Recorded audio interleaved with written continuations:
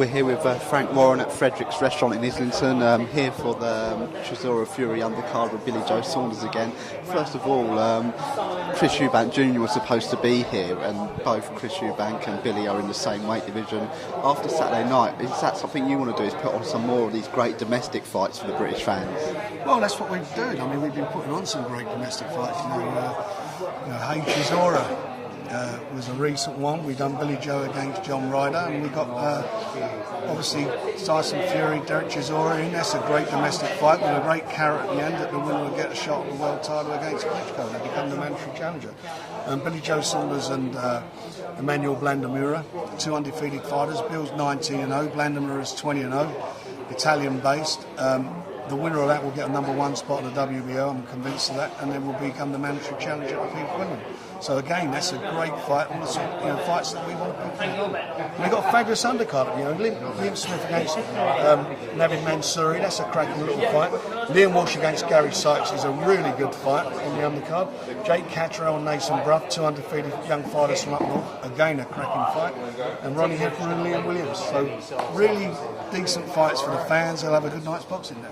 And do you think you're going to get more of the casual fans now after 80,000 people showing an interest in the sport? Do you think you're going to get more of the casual fans coming to some boxing events now after seeing 80,000 people turn up at the National Stadium? Well, you would hope so, and keep your fingers crossed they will. But over the years, people dip in and out of it. The fight. Let's get it right. The fight against the fight between Carl Frock and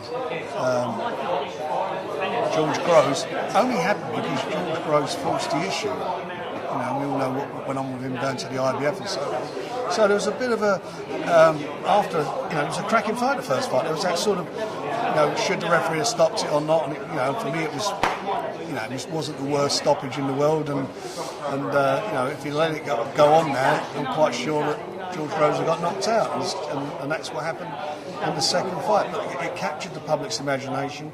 It was on a weekend, there was no premiership, so all those things all come together. But it's fabulous that you've got boxing on the back page.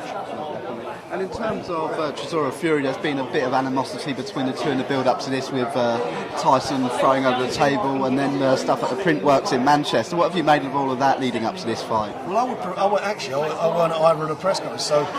But I don't, there's no need for it. It's not needed. But people do these things, and as long as they don't. Well, I don't particularly want to do that, but as long as they don't get into, getting at it physically before the fight, that's the main thing. There's respect there. I mean, you've got even a George Groves fight, George Groves and Frock fight. We was talking about, was it killing him and stuff like that you don't want. You don't want none of that. But unfortunately, that's been happening in this sport for a long, long time. Sometimes people do things and say things before they think. The main thing is to get the guys in the ring. That's where they sort out their differences. And one of the things David Hay has mentioned, he's looking to get back in the ring by the end of this year. Do you think the loser of this fight between Dereck Chisora and Tyson Fury, do you think that could be a possible matchup with David Hay?